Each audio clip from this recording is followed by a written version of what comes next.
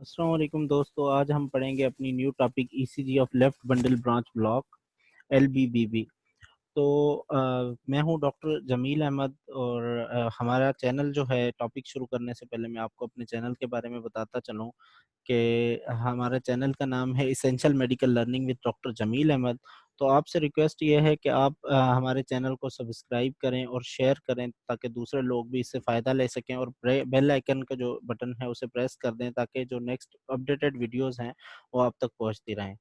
तो अब हम अपनी टॉपिक की तरफ चलते हैं कि लेफ्ट बंडल ब्रांच ब्लॉक को ईसीजी पे डायग्नोस करने का जो क्राइटेरिया है वो क्या है। तो उसमें कुछ पॉइंट्स हैं हमें क्राइटेरिया में देखनी होती हैं, उसके ज़रिए हमें पता चल जाता है कि लेफ्ट बंडल ब्रांच ब्लॉक है या नहीं।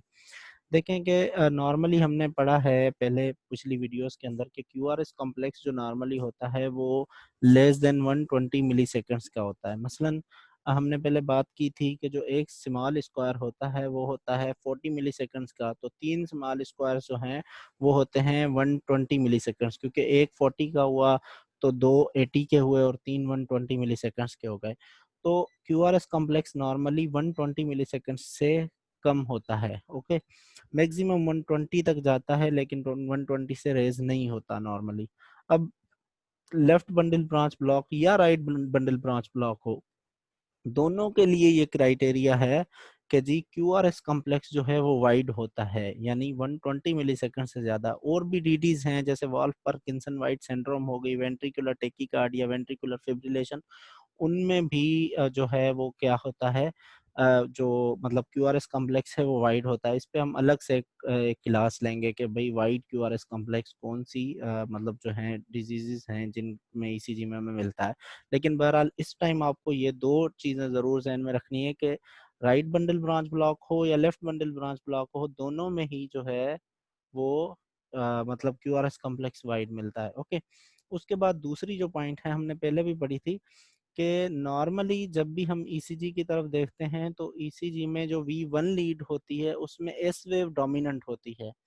यहाँ पे भी यही बात है कि नॉर्मली जिस तरह ईसीजी के अंदर V1 लीड में एस वेव डोमिनेंट होती है, यानी ज्यादा प्रोमिनेंट वेव जो है क्यूआरएस कॉम्प्लेक्स में वो एस वेव होती है नॉर्मली, तो यहाँ पे भी एस वेव ही डोमिनेंट होती है लेकिन ब्रॉड होती है, बड़ी होती है, ठीक है, और डीप होती है, लेकिन डोमिनेंट होती है V1 V2 के अंदर एस वेव ही डोमिनेंट होती है जैसे नॉर्मली होती है।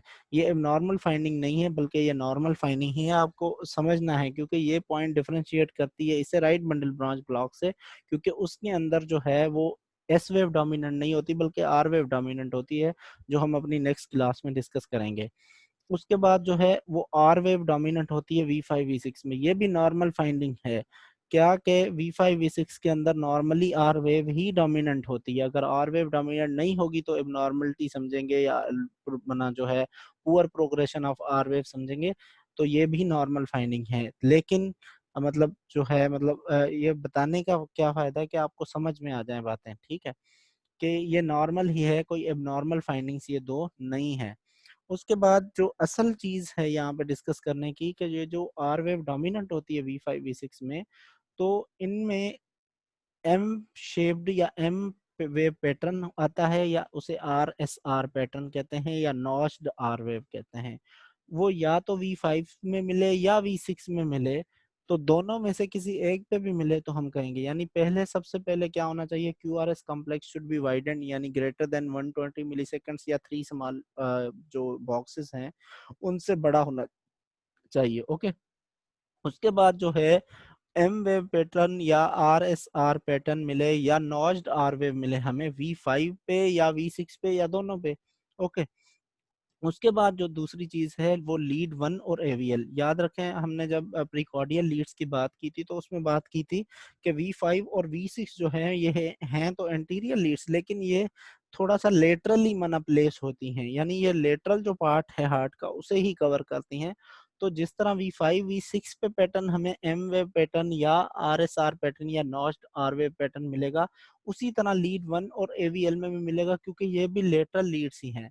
तो इन तीनों में यानी V5 या V6 दोनों में या दोनों में से किसी एक में ये पैटर्न मिलना चाहिए, और प्लस में वन और एवीएल में हमें ये एम वेव पैटर्न या नॉच्ड आर वेव पैटर्न हमें मिलना चाहिए, प्लस में Q R S complex widened हो। अब याद रखें एक बात यहाँ पे समझ लें, सपोज आपके पास एक ईसीजी आ रही है जिसमें एम वेव पैटर्न या नॉच्ड आर वेव मिल रही है आपको V5 या V6 पे, और A1 और AVL पे भी मिल रही है, लेकिन QRS कॉम्प्लेक्स जो है वो वाइडेंड नहीं है बल्कि नॉर्मल है, 120 मिलीसेकंड से कम है, तो उसे आप कभी भी लेफ्ट बंडल ब्रांच ब्लॉक नहीं कह सकते। ये बात जहन में रख लें कि उसके लिए क्राइटेरिया सबसे पहले जो है QRS कॉम्प्लेक्स का वाइड होना है, उसके बाद जो है हम देखेंगे एम वेव पैटर्न है या नहीं। ओके, ये बात आपने जहन में रखनी है। उसके बाद जो एक माइनर सी बातें होती हैं जो आगे चल के काम आती हैं कि मतलब इन्फाक्शन वगैरह को इंडिकेट करने के लिए, ठीक है, वो आगे बाद में डिस्कस करेंगे, यहाँ डिस्कस करने की बात नहीं है। अब यहाँ पे ये जो आखिरी पॉइंट है कि एस टी टी चेंजेस जो हैं लेफ्ट साइडेड लीड्स यानी 1 AVL V5 V6 में, दे में show T wave इन्वर्जन्स and S T segment depressions. ठीक है, टी वेव की क्या मिलती हैं, इन्वर्जन्स मिलती हैं, और एस टी सेगमेंट की डिप्रेशंस मिल सकती हैं।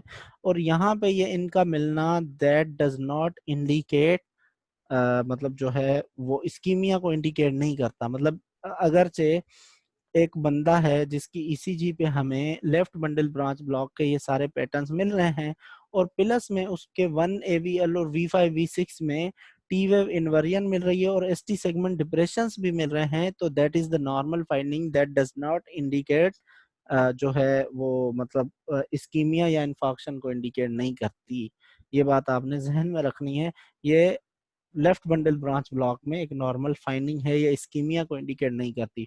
और V1 और V3 एसटी में एसटी सेगमेंट एलिवेशंस मिल सकते हैं, और यहाँ पे एसटी सेगमेंट अगर मिल जाए तो उसका मतलब ये नहीं है कि जी यहाँ पे एमआई हो चुका है। अब यहाँ पे एक बात ध्यान में रखें कि कभी क्या होता है कि लेफ्ट बंडल ब्रांच ब्लॉक को हम इक्विवेलेंट लेते हैं कभी कभी एमआई के, उसके लिए क्राइटेरिया है, वो हम आगे पूरे का पूरा क्राइटेरिया डिस्कस करेंगे। लेकिन आपको एक पॉइंट बता देता हूँ कि एसटी सेगमेंट एलिवेशन अगर मतलब वो कंकॉर्डेंट और डिस्कॉर्डेंट वेव्स का होता है। कंकॉर्डेंट वेव यानी मतलब उनमें एसटी एलिवेशन जो है ग्रेटर देन 5 mm यानी एक लार्ज बॉक्स से भी ज्यादा की एसटी सेगमेंट की एलिवेशन हो, तो हम उसे यानी इन्फॉक्शन समझेंगे। तो ये बहुत अलग से बात करेंगे इस क्राइटेरिया पे। बहरहाल ये बताने की बात है कि अगर ऐसे छोटी मोटी ये फाइंडिंग्स अगर लेफ्ट बंडल ब्रांच ब्लॉक के साथ मिल रही हैं तो उसे हम इस्कीमिया या इन्फॉक्शन नहीं समझेंगे लेफ्ट बंडल ब्रांच ब्लॉक में। ओके, अब ये देख लें, देखें अब इस पे आप थोड़ा गौर कर लें कि ये लीड 1 है और ये एवीएफ है। आप देखें कि डोमिनेंट वेव कौन सी है, यहाँ पे आर वेव डोमिनेंट है तो कहेंगे कि जी इनमें जो है वो एक्सिस डेविएशन नहीं हुई। उसके बाद क्यू आर एस कॉम्प्लेक्स पे थोड़ा ध्यान दें कि ये देखें Q R S complex that should be greater than less than 3 small squares, लेकिन यहाँ पे जो है ये टोटल बढ़ रहा है 5 स्मॉल स्क्वायर्स तक जा रहा है। तो हम कहेंगे कि जी भाई जो क्यू आर एस कॉम्प्लेक्स है उसकी वाइडनिंग है। यहाँ पे भी, यहाँ पे भी, यहाँ पे भी देखें, जहाँ पे भी आप देखें तो उनमें क्या हो रहा है, Q R S complex wide मिल रहा है। पहली बात तो ये हो गई, ठीक है। उसके बाद हमने देखना है कि भाई एस टी एलिवेशंस वगैरह भी नहीं है। देखें कहीं पे है एस टी एलिवेशंस वगैरह नहीं है, यहाँ पे भी देखें, यहाँ पे भी, यहाँ पे देखें, यहाँ पे V1 में एस टी एलिवेशंस मिल रही हैं, V2 में एस टी एलिवेशंस, V3 में एस टी एलिवेशन स्लाइड मिल रही हैं, V4 में स्लाइडली मिल रही हैं। ओके, V5 V6 में जो है एस टी डिप्रेशंस वगैरह स्लाइडली, एस टी डिप्रेशंस तो नहीं है ऑलमोस्ट, मतलब स्लाइड जो हैं ये एस टी मना ये डिप्रेशंस हैं, ये देख लें यहाँ पे ये डिप्रेशंस। ओके, अब ये बात आपने समझ ली कि भाई एस टी डिप्रेशन। अब हमने क्या देखना है कि भाई देखें V1 के अंदर एस वेव डोमिनेंट है, तो जी ये नॉर्मल फाइंडिंग है, नॉर्मली डोमिनेंट होती है, ये देखें। लेकिन ये डीप है, ये डीप है और वाइड है, क्या ये आर वेव है और ये एस वेव। तो डीप और वाइड किस में मिलती है, लेफ्ट बंडल ब्रांच ब्लॉक में। दूसरी जो स्पेसिफिक फाइंडिंग है वो ये है कि एम वेव पैटर्न या नॉच्ड आर वेव मिलेगी। तो ये देखिए यहाँ पे नॉच मिल रहा है, ये नॉच मिल रहा है, ये नॉच मिल रहा है। हमने बात की थी कि V5 या V6 में किसी पे भी नॉच मिले, और प्लस में लीड 1 में और AVL में, यहाँ पे देखें एम वेव पैटर्न AVL में मिल रहा है और यहाँ पे नॉच्ड या एम पैटर्न मिल रहा है। तो यानी 1 AVL और V5 के अंदर नॉच्ड पैटर्न मिल रहा है विथ QRS वाइडनिंग, तो हम कहेंगे कि जी ये लेफ्ट बंडल ब्रांच ब्लॉक है। ठीक है, अब कंफर्म हो गया कि ये लेफ्ट बंडल ब्रांच ब्लॉक ही है। अब हमने जो बात की थी कि भाई V1 V2 V3 में ST एलिवेशंस मिल सकती हैं, तो यहाँ पे ST एलिवेशंस मौजूद हैं। आप देख लें कि यहाँ पे ST सेगमेंट शुरू हो रहा है, ये तो T वेव है बहुत ऊपर, लेकिन यहाँ तक तो ऑलमोस्ट होगा, तो ST सेगमेंट एलिवेटेड है। और V5 V6 में हमने बात की थी कि ST डिप्रेशंस वगैरह मिल सकती हैं, तो ये मिल जाए तो कोई मसला नहीं, that does not indicate MI या जो है इस्कीमिया वगैरह को इंडिकेट नहीं करती। ओके, यहाँ पे भी देख लें, ये देख लें हमारी दूसरी ECG है, तो इस पे आप लीड 1 है, इसमें भी देखें QRS कॉम्प्लेक्स वाइडनिंग है और ये ST सेगमेंट की डिप्रेशन है। यहाँ पे भी देख लें QRS कॉम्प्लेक्स की ऑलमोस्ट वाइडनिंग है। यहाँ पे ये देखें लीड, यहाँ पे ये शुरू हो रहा है और QRS कॉम्प्लेक्स की ये वाइडनिंग है। ठीक है, यहाँ पे ये देख लें QRS कॉम्प्लेक्स की वाइडनिंग है और AVR में ST एलिवेशंस मिल रही हैं।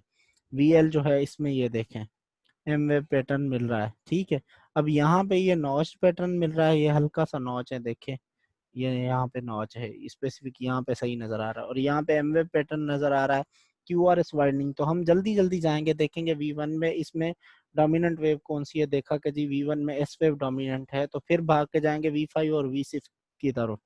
अब V5 या V6 दोनों में से किसी एक में या दोनों में एम वेब पैटर्न या नॉच पैटर्न मिलेगा और QRS कॉम्प्लेक्स की वाइडनिंग है, और प्लस में लीड 1 में और लीड VL में एम वेब पैटर्न या नॉच पैटर्न जो या नॉट आर वेव है वो मिलेगी, तो हम कहेंगे कि जी ये लेफ्ट बंडल ब्रांच ब्लॉक है। तो हमें कंफर्म हो गया कि ये भी लेफ्ट बंडल ब्रांच ब्लॉक की ही ECG है।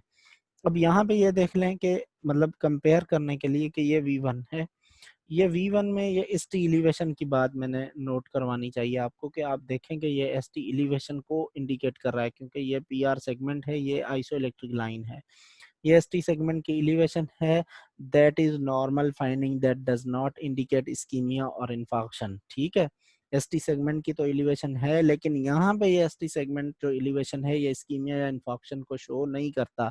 V2 में भी मिल रही है, V3 में भी मिल रही है। ओके, V4 में आ जाए, V5 में ये देखें नॉच्ड पैटर्न है, यहाँ पे ये मिल रहा है, यहाँ पे भी ये नॉच पैटर्न, और V5 और V6 में ST डिप्रेशन है। तो यहाँ पे ST डिप्रेशन और T वेव इन्वर्जन होने का मतलब ये हरगिज नहीं है कि ये इस्कीमिया है या अनस्टेबल एंजाइना या non ST segment elevation angina है, और non ST segment elevation MI है। ओके, तो आगे चलें, अब यहाँ पे ये देखें कि यहाँ पे भी ये डीप एस वेव है और broad broad clumsy R wave है। ये आपने ध्यान में रखना है कि हमें ब्रॉड क्लम्सी जो आर वेव्स मिलती हैं वो मिलती हैं V5 या V6 में और 1 और AVL में, जबकि डीप एस वेव मिलती है लीड 1 में। तो यहाँ पे ये हमारी टॉपिक कंप्लीट हुई। अब हम नेक्स्ट टॉपिक नेक्स्ट टाइम पढ़ेंगे।